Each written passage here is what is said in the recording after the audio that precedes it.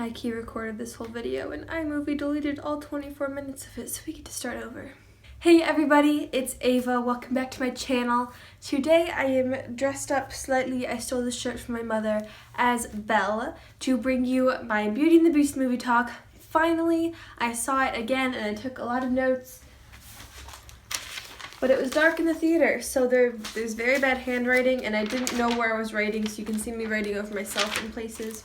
So that's fun. Before I get into the video, I am wearing Belle's hairstyle from the ballroom scene where she's dancing with the Beast. And if you want to learn how to do this hairstyle along with 3 others, I have a whole video on that which I'll link down below, and there's also a Disney playlist if you want to see any of my other Disney videos. So let's get into this movie review. Non-spoilery section first. I loved the movie. If you have not seen it, I highly recommend you go see it. It's in theaters now and they're doing like a sing-along to it as well, which is coming soon in the theaters, I believe. It was really good. I love all the music. I like this movie better than the original. I have to say, and I like the soundtrack better than the original. Even though the original is amazing, I love this one, and it was so good. Emma Watson was amazing. They were all amazing. It was a beautiful, beautiful movie. So if you haven't seen it, go see it. It's amazing. Come back and we can talk about it together. So if you haven't seen it, feel free to leave the video.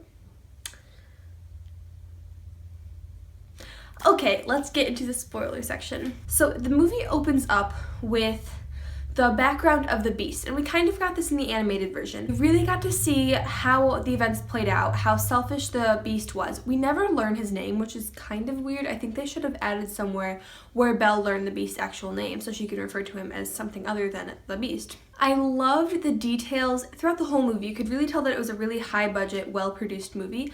I loved the French era style costumes, especially in the beginning with the powdered wigs and the big ball gowns, and that was beautiful. And I love history. I love history so much. And I thought that was a really nice touch, and it made it feel more real. That touch of extra added costumes and beautiful flounciness was also added in the beginning Belle scene. I don't know what the song is called. It's either called Belle or it's called Bonjour. I've been referring to it as Bonjour, but people refer to it as Belle. I don't remember what the soundtrack says. But in that scene, Belle is really the only one in the village wearing blue. And she's also the only one I noticed who doesn't have something covering her head like a bonnet or some intricate, beautifully created hairstyle, or like a big wig or something.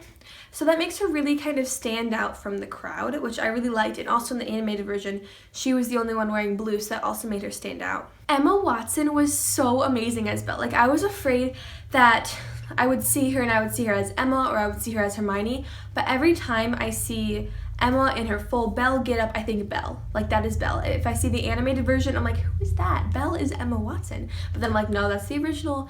And even I saw a picture of her in Harry Potter and I was like, oh, Belle. Hermione.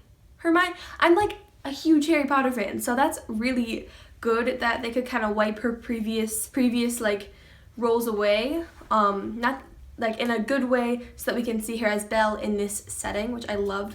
Her voice was slightly auto-tuned, but I think that it was fine. They could have auto-tuned it a little bit less. But other than that, they did it so that she could carry the tune and really relay the story through her voice really well, and which I really loved. I love the soundtrack. I've been listening to it so much. I love, my favorite song is Belle Reprise, where she's like, I want adventure in a great white somewhere. That's my favorite, and I love her little British accent. It's adorable. So in this Belle scene, Belle goes to the priest or the librarian, or I don't know. I have to return this book to Paramore or whatever she says.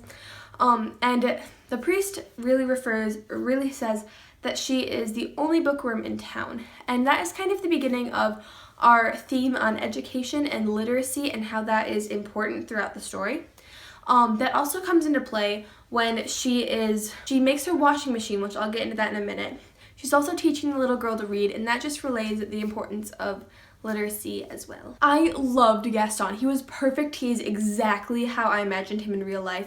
LeFou was amazing. He was so hilarious, and I loved his scene at the end with the guy that he might like, and That was very nice representation, and they didn't butcher it. I think they could have added a little more, but hey. I like how they added more background to Gaston and how they relayed that he fought in a war. And I don't know the exact time period of this movie, but I'm thinking it could have been the French Revolution.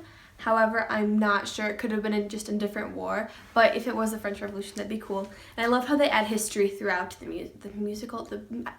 I call it a musical and a play. It's a movie. It is a musical, but it's a movie. I love, love, love Inventor Belle and how she is more of an inventor and she helps her father. And she uses that when she creates this washing machine so that she can just sit there and read while everything else happens. However, the rest of the town doesn't like the progression that she's making, and her father even refers to her and her mother as women ahead of their time, which I really like that phrase. And Belle really knows that she's an outsider, and they break her washing machine and they make her stop teaching the little girl to read. And I thought that was really heartbreaking because they're like actively working against this theme of education, because we know education is obviously important in our society. Wow, I'm getting deep on this, but I just thought that was really a really sad moment, and I was like, Belle, you can win. You're gonna just rise above all of this. Rise up. My favorite new song is How Does a Moment Last Forever. My favorite reprise of it is where she's in Montmartre in Paris with the Beast and the book, and oh my gosh. And I love her mom's backstory. Obviously it's terrible that she died of the plague, but again, that's another piece of history that they embedded in the movie, which I love. I love that they added her backstory and how Belle really misses her mother and she wants to learn more of her. When Maurice goes on his inventing place, he's doing some inventions somewhere. I don't remember what happened. But Belle asks for a rose, and I believe that is from one of the original retellings of Beauty and the Beast. It's not from the animated version. So when Maurice gets captured by the Beast, Belle goes and saves him and tries to take his place. And I love the line, I get chills when she's talking to the Beast, and the Beast is like, he has to be in there forever because he stole a rose. And she's like, you won't let a daughter kiss her father goodbye. And he like starts to rebuff her and she goes, forever can spare a minute. And that just shows, I love Belle's just like assertion. And we see more of that throughout the film, but I love that line. And then she takes her father's place, and that's just really, I love her character. She's so brave, and she's so, she is not a pushover whatsoever, which I love. We move on, and Belle is now in her room, and Mrs. Potts believes her. She's like, oh, the poor girl's probably scared, she's probably in there. And then we cut to the next scene, and Belle's just making this rope, and she's trying to escape, and she's not letting anybody, she's not taking no prisoners. I don't even know what that phrase means, but, and then when the Beast asked her, or demands for her to come to dinner with him, she literally calls him, are you insane? You have kidnapped me, or you have taken me prisoner, and you expect me to have dinner with you? I never will. I'll never have dinner with you. And that's another example of her assertion and how she won't be pushed over, which I just love her character. If you can't tell, I love her character. So once Belle saves the Beast from the wolves, or he saves her, and then she nurses him back to life, and she like saves him from dying in the forest and stuff. I love their little gimmicks at each other, like when she's like, you have to be still, no, I'll not be still, and then later we see her reciting Shakespeare to herself while she thinks the Beast is sleeping, and he finishes it, which I like that he is literate in this version because he's a prince. Obviously he's going to have a good education, and he like even says, I had a really expensive education. So they have little gimmicks where he's like, oh, Shakespeare, that's terrible, and she's like, well, what do you read? And then he shows her the library, and that is so adorable. And rewind. In the scene, Be Our Guest. That was a beautiful scene. That is a beautiful musical number. Props to everyone. Like that was beautiful. But you can really see the depth of Emma Watson's acting in that scene because she is, delighted, but she's still kind of unsettled. I mean, how would you feel if there was a candelabra, like a clock, and a plume feather duster singing to you? She's like delighted, but she's kind of unsettled. So we kind of see her smile, but it never really reaches, like she never really smiles for real. And in this scene where the Beast makes a joke and she sees the library and he says that you can read all the books, she like actually smiles for the first time, and it is the cutest thing. And that just shows the depth of Emma Watson's acting and how much like thought she like has put into her character. One of the songs that I didn't quite catch the first time around, I mean I did, but I didn't really pay attention to it until I went with my friend and she's like, I love this song, so I like paid attention to it because, you know, there's so much going on in this movie that you can't catch it all. And it was Days in the Sun, and that just gives me so many feels because it really shows the depth of how much the inanimate/animate objects want to become people again, and how they're in this sticky situation where they don't really want to, obviously nobody wants to force anybody to love each other, but that's their only choice to become human again, and that luckily they do fall in love with. I mean, that's nice, you know. I really enjoyed the adding of the sorceress Agatha. Agatha's easier to pronounce for me. And how she saves Maurice when Gaston ties him to a tree. And it was just another level of magic that they kind of added to that, and how she shows up in the beginning as a beggar where Gaston is like, you know what happens to women when their fathers pass away, and he points to this beggar in the streets, and that beggar is Agatha, and she reveals herself as a beggar and a sorceress, and that was just another added level of magic. So Belle and the Beast bond kind of over being outsiders, because obviously the Beast is an outsider in his own right of being a beast, and he can't really go anywhere, and he's an outsider to all the objects where he says, like, whenever he walks in the room, all the happiness just kind of leaves because he's like scary. And Belle is like, I relate because people in the village make fun of me for being an outsider. So that's when they first really bond. I'm not sure how I feel about this book. I wasn't sure how I felt about the book that lets them go anywhere, because obviously that wasn't in the original. And they add stuff to this movie that gives it depth, but some of it sticks out a little bit. Like, it'll be like a brick, a nice brick. This might be a new brick, but it stays.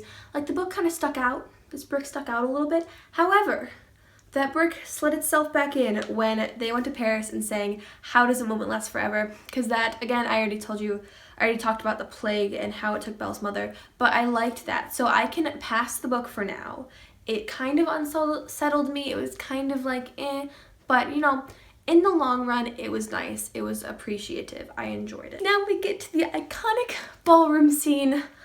Okay, I'm gonna start with her dress, because her dress was beautiful. And if you look closely, she has a nice little ear cuff, like made out of like little branches, a necklace made out of branches, and her whole dress just kind of gives the illusion of little gold flowy branches, which I thought was very interesting because in live action Cinderella, which I loved by the way, her theme is like butterflies on her dress. So I thought that was very beautiful. I loved the ballroom scene when the Beast picks her up and they're like going in a circle, and it's beautiful. Oh my gosh, crying, and just, I loved that scene. That was so gorgeous. And when they're on the stairwells, they like come and meet. That was beautiful. And then when they go out onto the balcony, the Beast asks her if she could ever be happy, and she says that she could love the Beast. However, she says, can one be truly happy if they aren't free, or something along the lines of that. That kind of ties around another theme of freedom. For example, she took her father's place in the Beast's castle and gave up her freedom because she loves him. And then later, when Maurice is captured, Gaston tells him, I will set you free for Belle's hand in marriage. And Maurice says no, because he will not give up Belle's freedom for his own. And then the way the Beast is under a curse and he can't really leave his castle, that's another example of freedom and how the characters really need it, and especially Belle, like she will not let her freedom go for anything or anyone, which I think is really powerful. The scene where Belle goes back and the Beast gives Belle her freedom, again, theme of freedom, and Belle gets put in the little captured horse carriage thing by Gaston. The scene where Maurice needs to pick the lock and he's like, I need something long and sharp, and she pulls out her bobby pin. And that echoed the scene where he's working on the clock and he's tinkering, he's singing How Does a Moment Last Forever, and she like gives him the tools he needs beforehand, and that just kind of shows like their relationship. And even though all of this crap has happened to them, it's just a very beautiful way of tying the story around. In the fight scene, Belle is just slaying, and everybody's just slaying, and the pots and pans and animate objects are just fighting and going at it, and just I love all of that. That was beautiful. And when the Beast is holding Gaston over the ledge and he's like, don't let me go, don't let me go. It really shows the Beast's character development because obviously he turned a woman away. He wouldn't mind if she died in the very beginning of the film. But now when he doesn't let Gaston go, it really shows how he's turned kind. The transformation was beautiful. I loved it. It was very nice. We got to see, fandom's calling him Prince Adam. We don't really have any proof of his name's Adam, but we got to see Prince Adam and Belle have their like true love's kiss, which when I first saw the transformation scene, I didn't really recognize the man who was the Beast from the beginning of the film, which I guess is good because character development. However, like, it felt weird. Like, to me, it felt like Belle was kissing a stranger, but I know, like, obviously in character terms, to her, she knew who the Beast was no matter what he looked like. I loved the reunions and that the villagers had with the Potts family. And did I mention how much I love Mrs. Potts and Chip? Like, I love them. Mrs. Potts is like the 10 out of 10 mom friend. And I love the scene where she's like, a cup of tea will make everything better before your journey, when Belle's trying to escape. And Chip's like, look, I can do a trick. And like, it pops. That was exactly taken out of the movie, and I recognized that like right away, and I was like, thank you. Thank you. Our last scene is the beautiful dance scene where LeFou and his friend dance a little bit. I love Belle's dress. That was beautiful. It was a nice new addition rather than just have her in her yellow dress again. It was beautiful, and then I realized that Prince Adam was in blue, and that kind of parallels how Belle was in blue and she was an outsider, but now he's in blue and he's accepted and everything. Thank you guys so much for watching this video. I had a lot of fun making it the second time around and the first time, but you know, whatever. If you haven't seen the movie, you shouldn't be here. You just spoiled yourself. But if you haven't, you should go watch it. If you want to learn how to do Belle's amazing hairstyles that kind of fell out because I did this very hastily, you can probably do it a lot better. Click the link down below, and I'll see you guys in my next video.